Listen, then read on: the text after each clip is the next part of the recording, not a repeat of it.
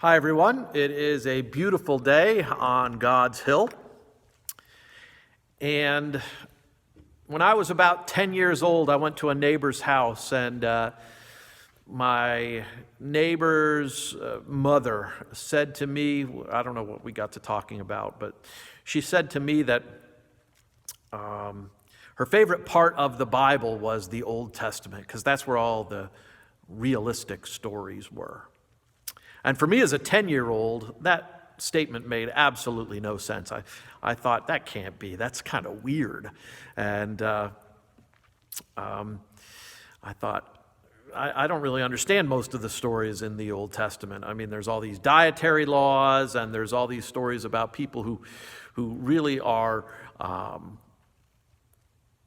not very spiritual at all. I mean, I get stories in the New Testament about an angel appearing to Mary, or Jesus appearing to Mary Magdalene in the garden at Easter time. I get the Beatitudes and the Our Father. I get all that kind of stuff. That makes sense to me. But at 10 years old, what is all the wars and the instructions for building the tabernacle have to do with me?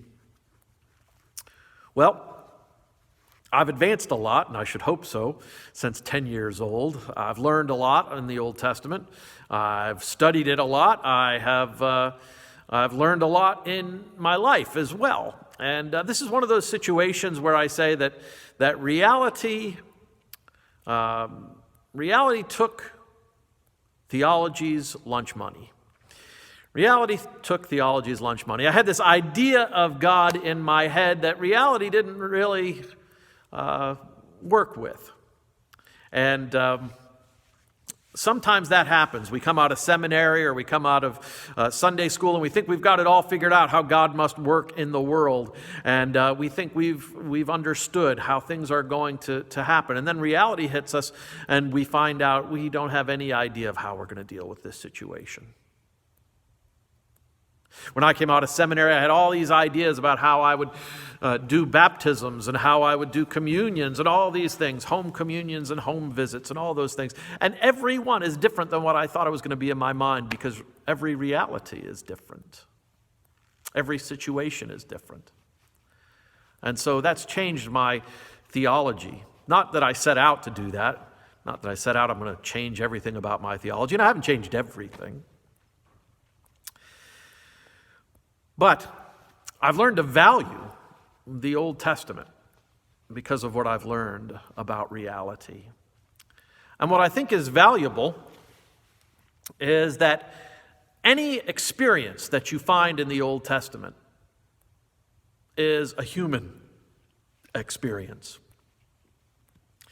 You can go from the greatest heights of poetry in the Psalms to the deepest lows in the book of Jeremiah or the book of Job. If you're the kind of person who really experiences wonderful things about worship and enjoys this kind of holy space in the sanctuary, you can find that reflected back to you in the book of Isaiah, chapter 6, where Isaiah talks about encountering God in worship or in the worship space. Or Psalm 150. Or if you are a person who knows a lot of people who have influence and power in business or in politics, reading about 1st and 2nd Kings shows you so many people who have experienced power and politics, and how that has worked out well for them or how that hasn't worked out so well for them. Or if you're a person where you've been a million miles away from the powerful, and you're a person who really likes stories of intimacy and closeness, well, maybe the book of Ruth is for you, which tells the story, not a lot of God talk in Ruth, but there is a lot of talk about compassion and doing the right thing, even if you're not required to do so. Maybe that's the kind of book for you. If you're an energetic person reading about King David on the run from Saul, If you're an interior person, someone who spends a lot of time in prayer, well, King David might be appropriate for you as well, reading the Psalms, of which David was attributed to have written many of them. He has a deep spiritual life on which he can draw.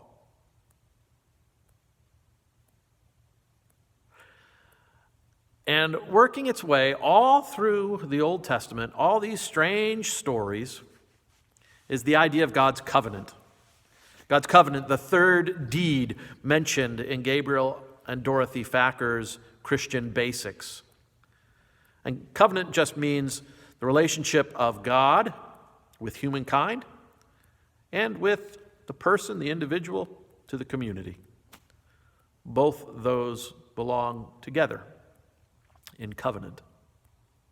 And there are miraculous and remarkable covenants that take your breath away, like the rainbow covenant made with Noah after the flood.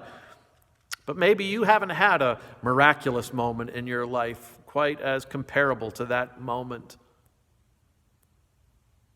Maybe your relationship to God was more like Abraham's covenant with God, when God instructs Abraham to go out at night and count the stars. And God says to Abraham, "As many of the stars that you see in the night sky, so will your descendants be." Covenant works its way through all of the Old Testament. And that's the remarkable thing, that in moments of great joy and in moments of deep, deep pain and sorrow, both of which are narrated in the Old Testament, God's covenant is still there. We've all had times, maybe this is a time during this coronavirus stay at home, we've all had times where we've questioned whether God is really being faithful to God's end of the covenant. Well, even that's in the Old Testament. Even questions such as Psalm 22 or the book of Job or Jeremiah, as I've already mentioned. Even that's part of the covenant. Questioning God, which sometimes feels so awkward to us, well, that's in there too. So I think there's a lot of wisdom in my neighbor's statement that she loved the Old Testament because it was so realistic. And I think there's a lot of realistic wisdom in the idea that that reality took my old theology's lunch money.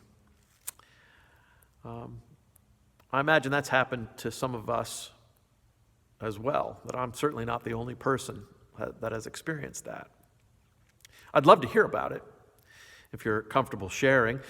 Maybe down in the comments below, you might want to share what's your favorite story from the Old Testament, or what's a story that you didn't think you could ever get into, but you found out somehow that, yes, indeed, God's covenant is there as well.